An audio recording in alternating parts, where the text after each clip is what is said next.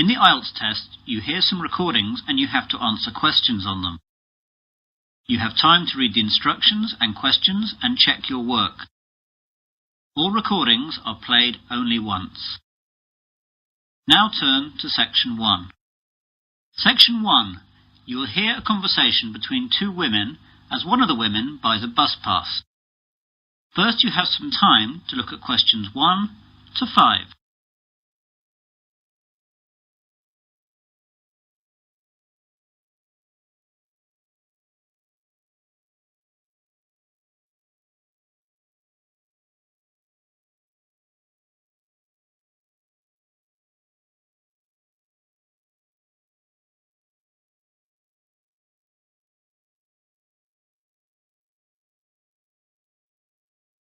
You will see that there is an example. This time only, the conversation relating to this will be played first. Good morning. I'm here to get a student bus pass, please. Of course, madam. Do you want to buy a month bus pass, a 6-month bus pass or a year pass? Oh, just a month pass, please. So, 1 month is the correct answer. Now we begin. You should answer the questions as you listen, as the recording is not played twice. Listen carefully to the conversation and answer questions 1 to 5. Good morning. I'm here to get a student bus pass, please. Of course, madam. Do you want to buy a month bus pass, a 6-month bus pass or a year pass? Oh, just a month pass, please. Right then. I'll just have to take a few details. Yes, of course. First of all, what's your name? Natalie Jameson. And how do you spell Jameson? Jameson. Thank you.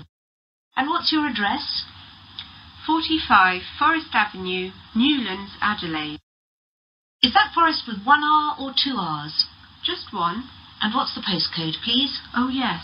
It's 8490. Thanks. Now, what's your date of birth, if you don't mind me asking?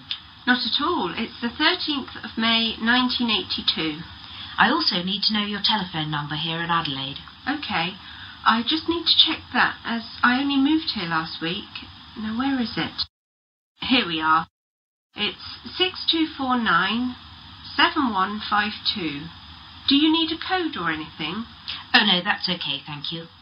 Can I see your university card, please? Yes, here it is. Good, that's fine. Now, for which zone do you need a pass? Well, I'm not sure. I was hoping you'd be able to help me, as I don't really know my way around here yet. As you know, I live in Newlands, and I have to get to the university campus in the centre of town every day. Well, the university is in Zone 1, and Newlands has 2 zones. The side nearer to the town centre is Zone 5, but the far side is Zone 6. What road is it that you live in again? Forest Avenue. Let's see on this map. There it is. The nearest bus stop is in Zone 5. That's lucky. Zones 1 to 6 are $15 more expensive. Great. Make the pass out for zones 1 to 5 then, please. Before the conversation continues, you have some time to look at questions 6 to 10.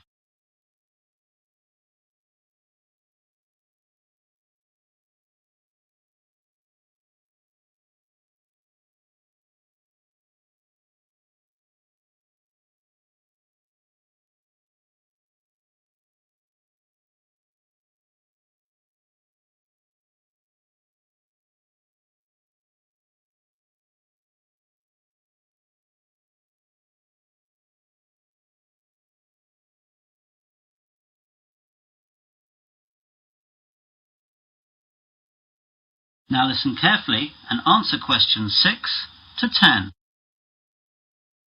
I've got some other questions too, if you don't mind. Sure, go ahead. Well, this weekend my friend and I aren't doing anything, so we thought we'd take a trip out of town and visit somewhere new. Does the bus service run any trips like that? Yes, we've got a selection of trips. I'll tell you about some of them. Thanks. Right. The first one goes up to MacDonald Nature Park. The bus leaves at 8 o'clock and takes about 2 hours to get there, and leaves for the return at 4:30 in the afternoon. Once there, you can walk around the nature trails. It's really nice, and the MacDonald River runs through there, and that's really beautiful, so take a camera with you. Then there's the Pearl Bay trip. The bus leaves at 9 a.m. and goes up the coast to Pearl Bay. How far is that? It's an hour away. Once there, you can walk along the cliffs up to Rocky Point, which has a famous view up the coast. Or you can just lie on the beach and swim. Don't forget to take your swimming gear and a towel. The water's pretty safe there, and there are always lifeguards. The bus arrives back in Adelaide at 5 p.m. That sounds nice. What else? Well, there's the Huron Gold Mine. It's just a half-day trip, leaving here at 9:30 a.m. and arriving back at 2 p.m. It only takes half an hour to get there, which is good. It's an old worked-out mine that has changed into a sort of museum. They have all the old equipment, and a guide takes you round some of the tunnels and shows you some of the techniques they used to use. You might even find some gold they missed. Yeah, I could do with that. It's pretty interesting, but the mines can be quite cold, so take a sweater. So how do those three sound? Quite interesting. I really like the idea of going up the coast and spending a day on the beach, but my friend Karen will like the idea of the nature park. I'd better wait and check out with her what she wants to do before booking. No problem at all. You just need to pop in sometime during the week and we'll make the booking. Thanks very much. You've been very helpful. No problem. See you later. That is the end of section 1. You will now have half a minute to check your answers.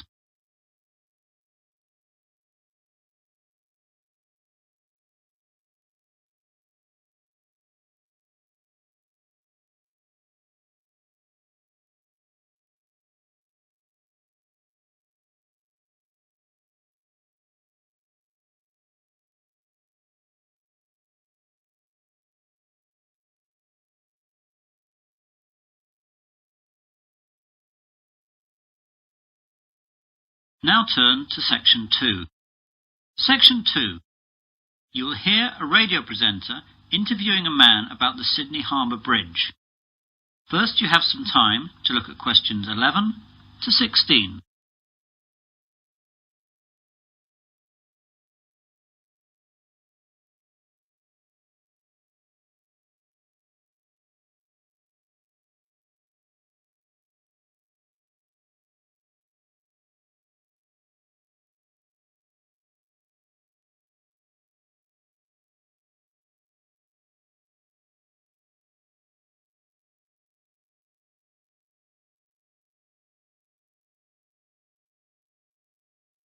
Now listen carefully to the interview and answer questions 11 to 16.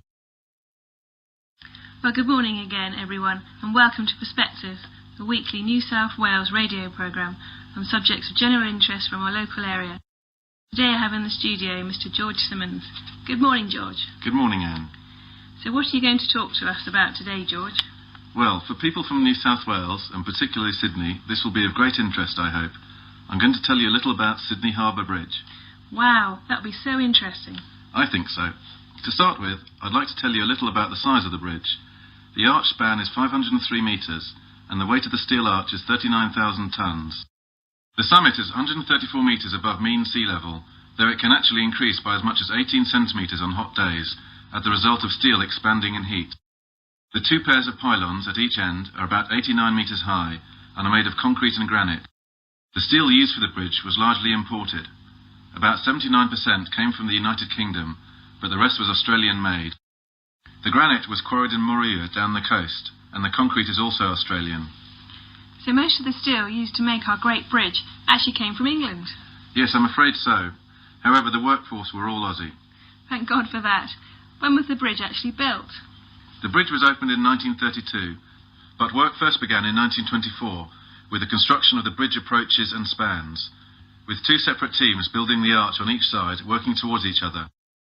The arch was successfully joined on August the 19th, 1930. I'm afraid that working practices weren't very fair in those days, and the local government demolished 438 homes, which were in the way of the approaches, and as many as 800 families living there were displaced without compensation. The standards of industrial safety were inadequate too. 16 workers died during its construction, mainly from falling off the bridge. I didn't realise that. Yes. The bridge was formally opened on the 19th of March 1932 by the Premier of New South Wales, Mr. Jack Lang. When it was opened, it was the longest single-span steel arch bridge in the world, and it was one of the greatest engineering masterpieces of its time. Several songs were also composed in advance for the occasion, but these have now largely been lost or forgotten. However, 3 postage stamps were issued to commemorate the opening of the bridge, and these still exist. One of these stamps, with a face value of 5 shillings, is now worth several $100s today. You now have some time to look at questions 17 to 20.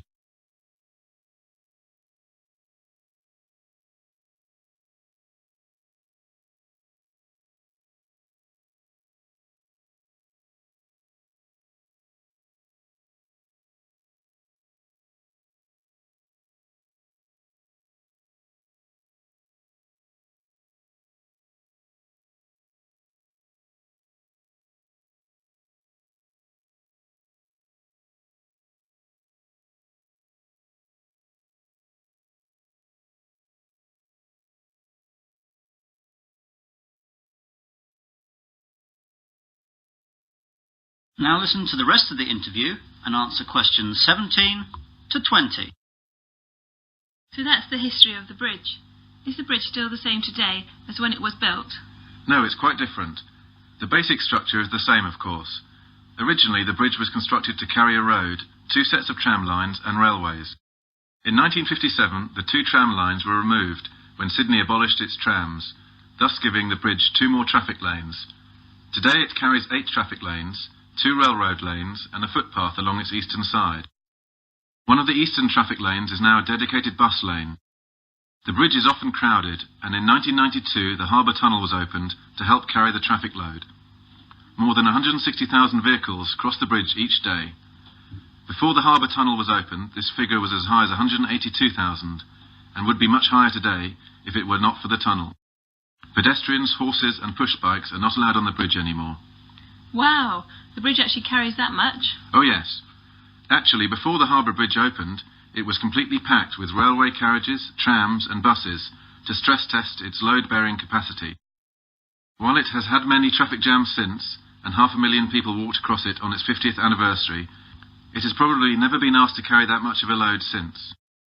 Amazing. And I suppose the toll for crossing the bridge has changed a bit too? I'm afraid so. The initial toll charged for a car was 6 pence, while a horse and rider were charged 3 pence. Today the toll costs $3, but is only charged when travelling to the south as an efficiency measure to speed up traffic flow. That is the end of section 2. You will now have half a minute to check your answers.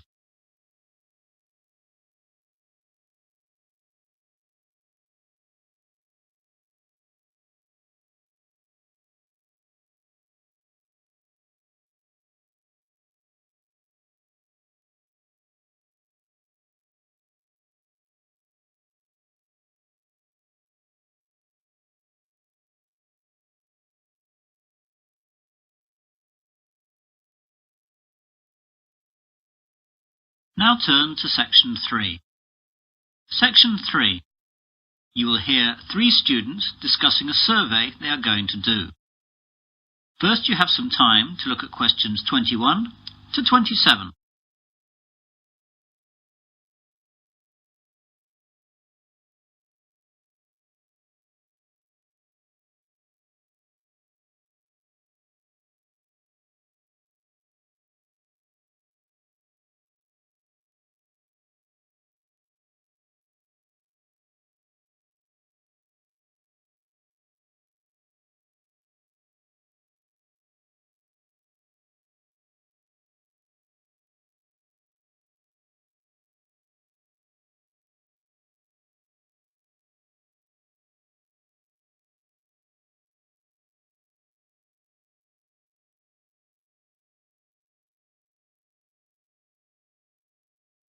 Now listen carefully and answer questions 21 to 27. Hi Mel, hi Laura, sorry I'm a bit late. I got held up by the bus. It just didn't come for ages. Don't worry, you're only a couple of minutes behind and we've only just been chatting. Right then, we're here to organise the survey that we're going to do. Mel, you said that you discussed with Professor Donald Walker what type of survey we were going to do.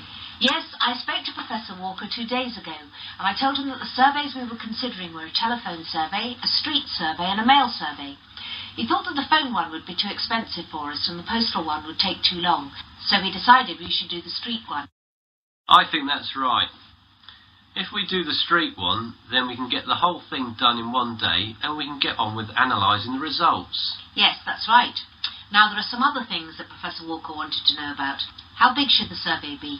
Well, the ideal figure for a survey such as this should be about 1,000 people, but that will take us about a month to get that many people, and we just don't have that much time. On the other hand, if we just choose 100 people, the survey won't be statistically significant. So, what about something in the middle? What about 600? Still too many. That'll take us ages. 400? Let's split the difference and say 500. Okay. And how many questions? If there are too many, we'll just have the same problem. Professor Walker said we should have no more than 10 or people get bored. 10 then? I think even fewer. 8. I think 3 fewer again to make sure we can get the numbers done quickly. OK, I agree with that. I'm not sure, but I suppose so. You now have some time to look at questions 28 to 30.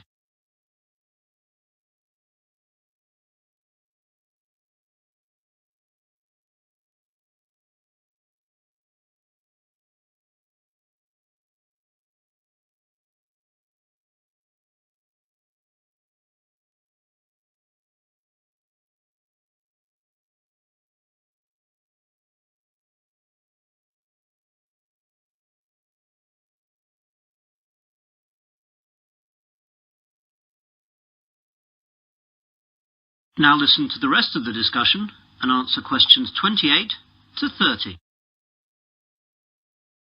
Now, Professor Walker asked where we were going to do the survey. Does he want to avoid that area then? Probably. Now, we can either all stay together or split up and do different locations. Well, if we split up, then I think we've got a better chance of getting more people surveyed. Yes, I agree with Laura. OK.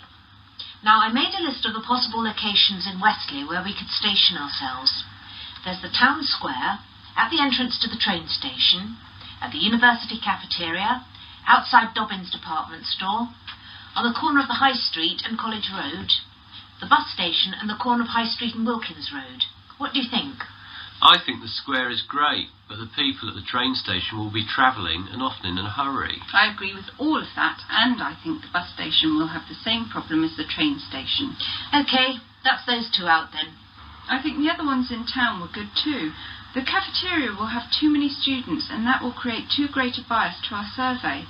We need a good cross-section of the population, and anywhere too close to the university won't give us that. Laura's right. So, out of the other town ones, I think that the two on the High Street corners are good. I don't agree. The High Street corner with College Road would be good, but the corner with Wilkins Road is too far out. Not enough people will come by there. Yes, Mel's right there. We should use Dobbin's department store instead. I can see your point. OK, that's settled then. All 3 of us will be stationed in town then, but not the Wilkins Road position. That is the end of section 3. You will now have half a minute to check your answers.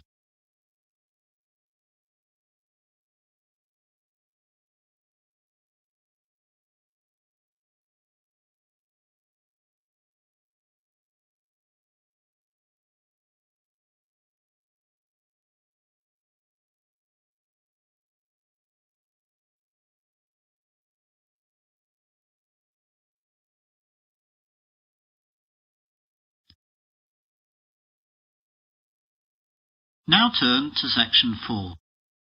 Section 4. You will hear part of a further education marine biology lecture. First, you have some time to look at questions 31 to 40.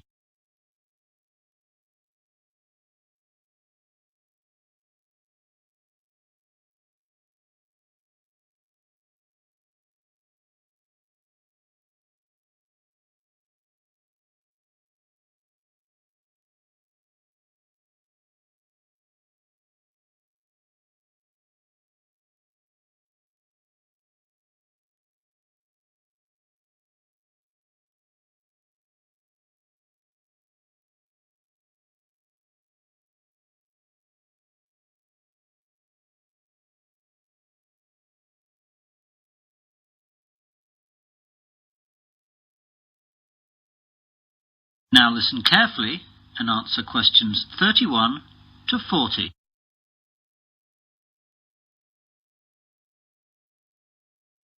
Good morning, everyone, and welcome to this further education lecture on marine biology. Today, we're going to look at the coelacanth. The discovery of the coelacanth has been compared to finding a dinosaur walking around today over 85 million years after it went extinct. The story began a few days before Christmas in 1938, when the first living coelacanth was discovered off the east coast of South Africa at the mouth of the Chalumna River.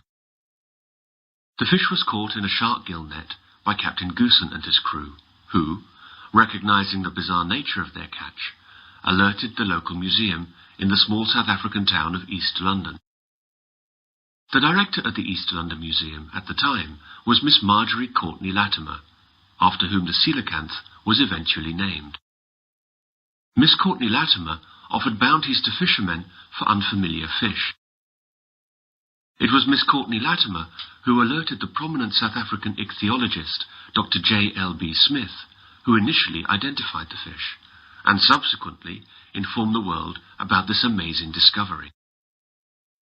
This first coelacanth led to the discovery of the first documented population off the remote Comoros Islands between the mainland of Africa and Madagascar. For 60 years, this was presumed to be the only coelacanth population in existence. Originally, it was a concern that the coelacanth might have a very limited range, and that overfishing along the Comoros Islands might wipe it out. However, scientists were amazed when, on July the 30th, 1998, an American scientist discovered a coelacanth population in Indonesia. Dr. Mark Erdman was on a honeymoon trip to the area investigating a coral reef research site when he spotted a strange fish being wheeled into the fish market. He recognized the fish as a coelacanth and snapped a picture before it was sold. Dr. Erdman's subsequent research revealed that the people from Sulawesi had a name for it: Raja, King of the Sea. The Sulawesi coelacanth colony is about 10,000 kilometers east of where the coelacanths were previously known to occur in the western Indian Ocean. Both Sulawesi and Comoros coelacanths are quite different from all other living fish.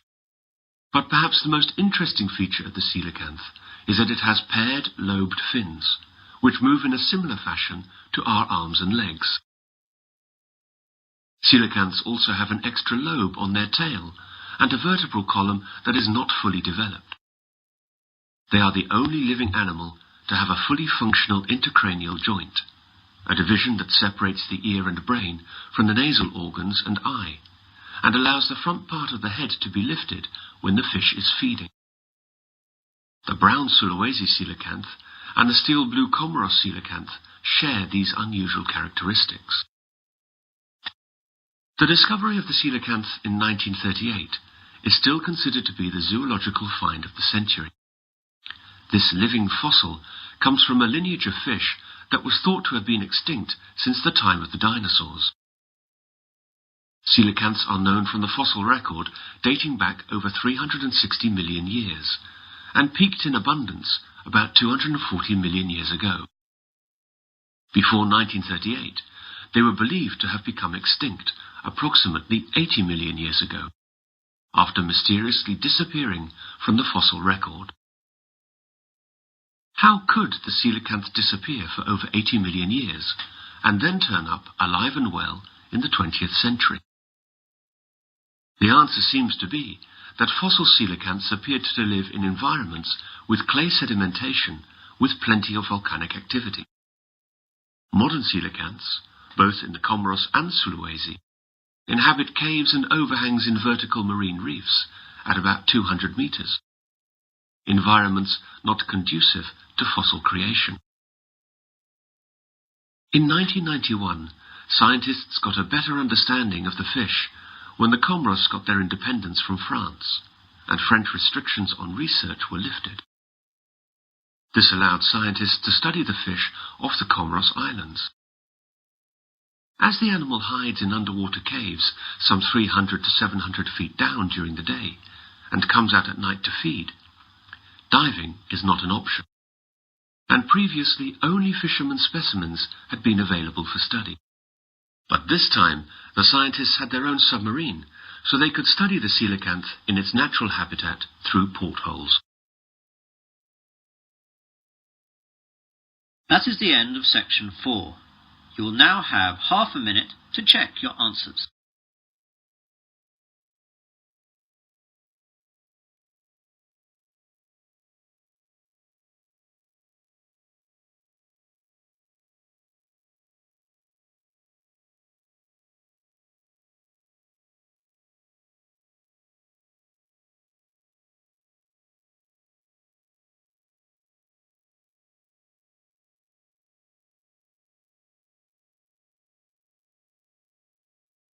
That is the end of listening test.